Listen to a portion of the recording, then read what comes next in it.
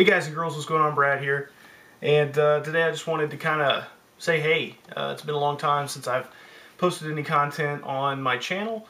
Kind of took a hiatus that wasn't announced, but most of you found that out already. I've gotten a lot of messages, and I keep getting them every day from people, asking where I'm at or saying that they miss my content.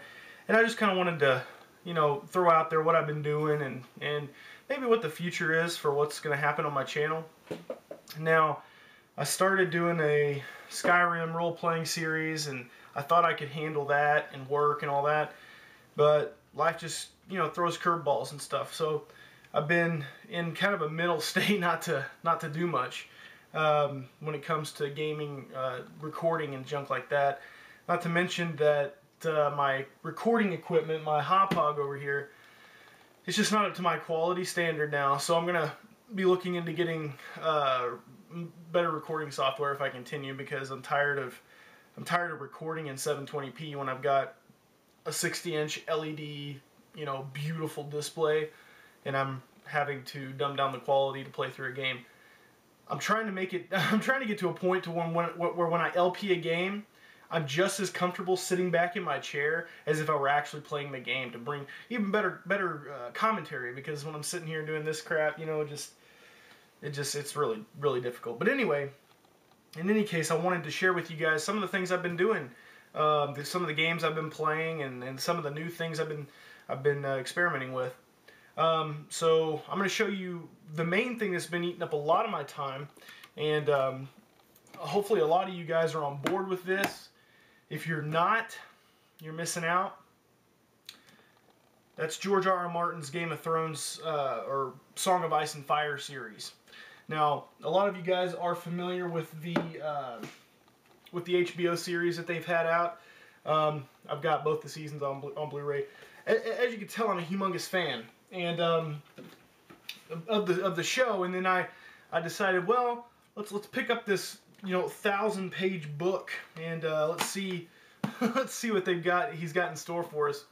And that was a big mistake because it's been taking up a lot of my mind lately. There hasn't been much room in here for much else for gaming and all that junk, because George is just taking over my head. And I'm halfway through the 4th book now, A Feast for Crows. I'm actually reading that on my iPad, which is going awesome. But and I'm also listening to the audiobooks as well. So it's a mixture of things. But I'll tell you what, I'm gonna make another video. I want to make another video just kind of giving a preparation for the 3rd season of Game of Thrones, because if you haven't read the books, you wouldn't know that this 3rd season is gonna be the best season, as long as they don't mess it up. But anyway, let's get on to what I've been doing in gaming. I know you guys give a shit, right? But if you do, if you're looking for something to watch, while you're doing your homework, let me entertain you guys. I know you don't care that much, but let's see. I've been doing a lot of handheld gaming, but I've been doing different new games on every console. First of all, let's talk about the Vita. So I actually have been playing this thing. There's not much new on it, really. It's just one of those systems, that's getting nothing really. But they had a big sale for the Final Fantasy 25th anniversary, so I went ahead and I purchased every single one of them, 6 through 9, and I'll get 10 when it comes out. But I wanted to have them in a digital format because this is the way of the world. They announced the PlayStation 4, yeah. So this little guy here, I think, is going to play a big part in that. I also got Tactics as well, so it's 6 through 9. Wait, 6, 7. I already have 7. It's just not on here downloaded. And yeah, so that's what I've been doing on here. I've been just kind of going through these. Haven't been playing this as much. We'll get into that later. So that's what I've been doing on my Vita. Now, as far as gaming going on the other handheld, I have actually been delving into probably one of my favorite games of this year so far, and that is Fire Emblem Awakening. It is just a spectacular role-playing game. If you haven't checked this out and you have a 3DS, you're doing yourself a very big disservice, because it's amazing. It's just one of the most deep strategy games out there. I mean, there's so much you can do with your classes. I've spent, I'm only on like chapter 10. I've spent so much time just leveling up my characters. That's something that I find very important in a role-playing experience, is that you level up your characters. You know, you basically make them who you want. I'm the type of guy that when I jump into a game like this, I want to be able to make my character who I want to. I don't want it to be a singular experience, a very corridor experience where my character grows the way it's. No, in this game, you know, if you don't like your character being a knight, you can turn him into a priest, you know, or something like that. And there's so much customization. There's so much to get through. This is an excellent title. I recommend this to anybody who's a fan of not just the Fire Emblem series, but any good strategy RPG in general. This game also, they've cut down the difficulty. You can actually cut this to casual mode where you don't lose your party members forever, which was a big problem for a lot of people back on the Game Boy and, you know, the Wii and all that crap, where they had, you know, they would die immediately. I personally like it. It adds a flavor to the combat. That's what, if you had to say, you know, describe Fire Emblem in a few words, I would say instant, or no, infinite death. You know, they die forever. That would be how I described it. That's the one thing that stands out to me, and it makes this game a lot better. However, if you are a casual gamer, or you want to, you know, kind of get the feel of it first, you can put it on casual mode, and you can kind of skirt through without having to worry about that one character dying. But what I found is if you put it on casual mode and one of your characters dies, even though you know in your head that they're going to be there after the battle, you're still gonna reset the game. But maybe I'll do a comprehensive review on this sometime, which I've been planning on doing. Just lazy as hell. Alright, other than the handheld market, I have actually made a big purchase over the past couple weeks, and I've jumped into the realm of the Wii U, and I actually picked one up. And I've been playing the crap out of this. What I've been playing, and I played it for the first 2 weeks, was, of course, Super Mario, New Super Mario Brothers U.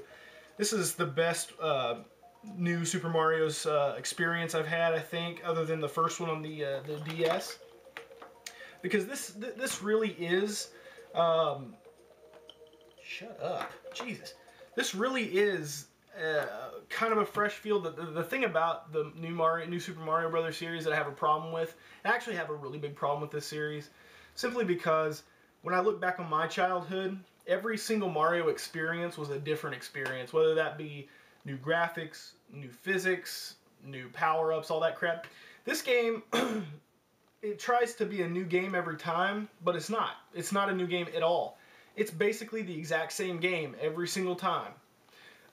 The end boss is different, you know, I mean, some of the power-ups are different. They try and add new ones, you know. That doesn't change anything for me.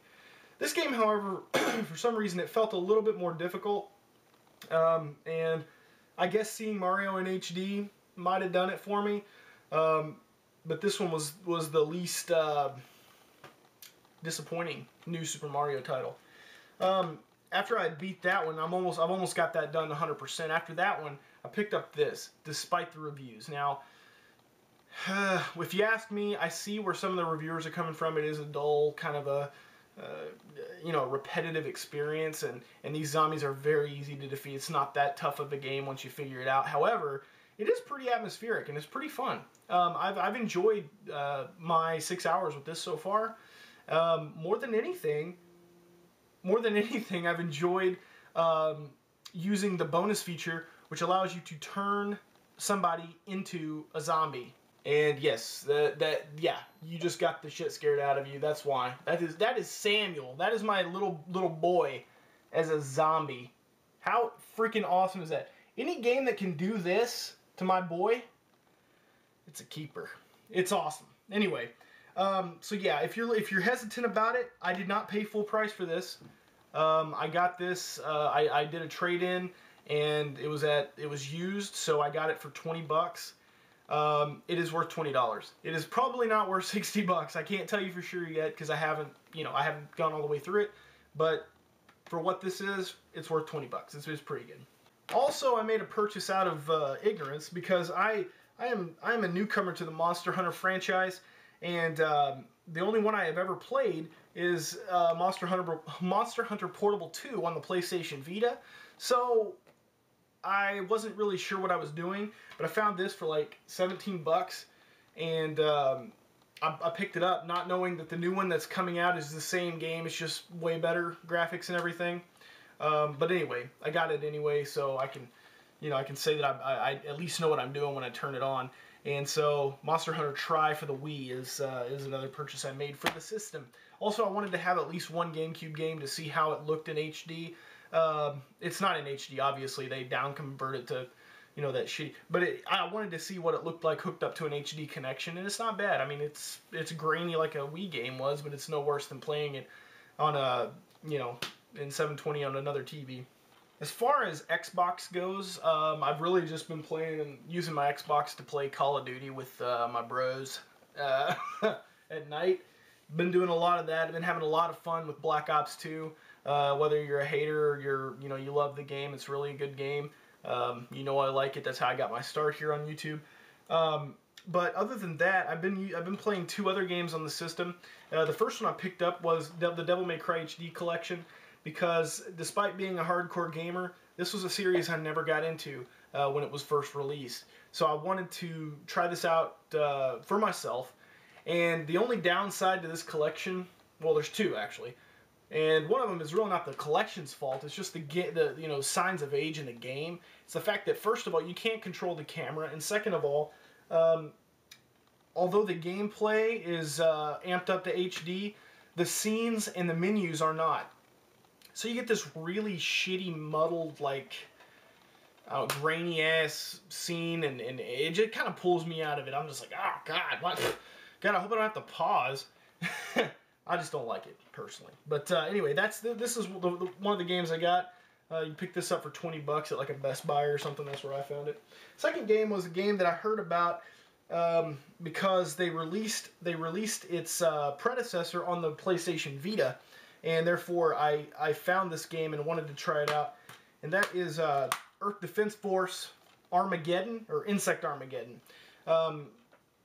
And this game is just a cheesy-ass Japanese shooter. It's really not that great, but it's good fun if you're just looking for something to do or wanting to show somebody something that's going to make them laugh. Because as soon as you turn this thing on, you're fighting ants the size of buildings, and it's just a lot of fun. It gets insanely repetitive, and it becomes not fun after a while. But it's worth having. It's worth it's worth laughing at for sure. And last but not least, on the PlayStation 3, I've just been trudging through Dragon's Dogma again. The reason I'm doing that is because I didn't really get all the way through it the first time playing it, and on the Xbox, and this was the only system they had it for at the game store. So I went ahead and got it on this. It's pretty good. I do enjoy it, but it's one of those things where I found a way to break the game pretty quick. And I'm one of those people, if I find a way to break the game, I cannot help but break the game. You see what I'm saying?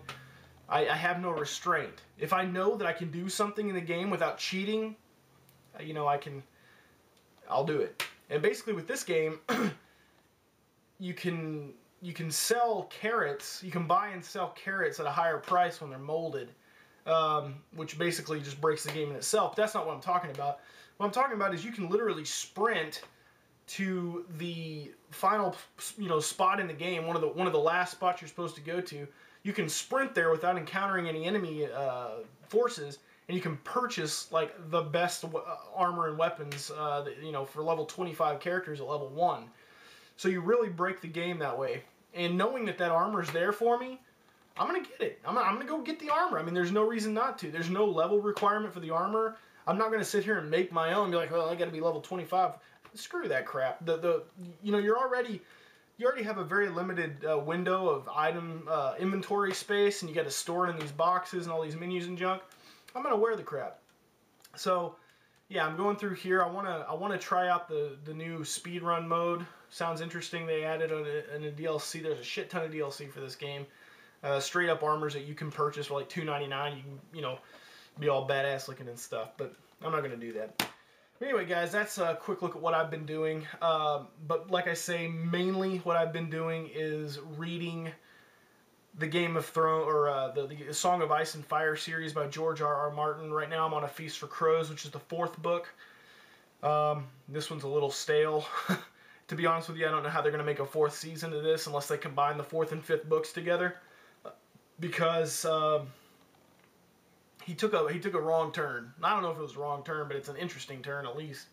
And it's being really hard to read. It's kind of boring. But in any case, guys, I just wanted to thank you for sticking around. If you view this, I hope you're doing good. I'm doing fine. I've just been really busy and preoccupying the time that I would normally be recording gameplay for you guys. I've been doing other stuff. Not to mention that the Let's Play thing is kind of a norm now, and especially with the rise of the PlayStation 4, the Let's Play is going to, I think it's going to be something that goes away. It's going to be absolutely insane how much gameplay footage there's going to be with this new rise of consoles.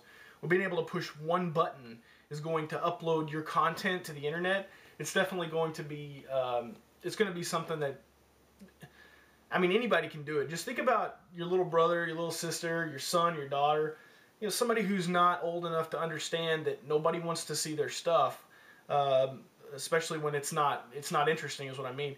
And so, they jump on 4 Goombas in Mario or something, and then they're like, oh, that was awesome. They hit upload. So you got like 5 minutes of footage, of a kid running through a level and jumping on 4 Goombas, and that's in your way. And that's in the way of anything that's worth watching. It's going to be more and more difficult to find content.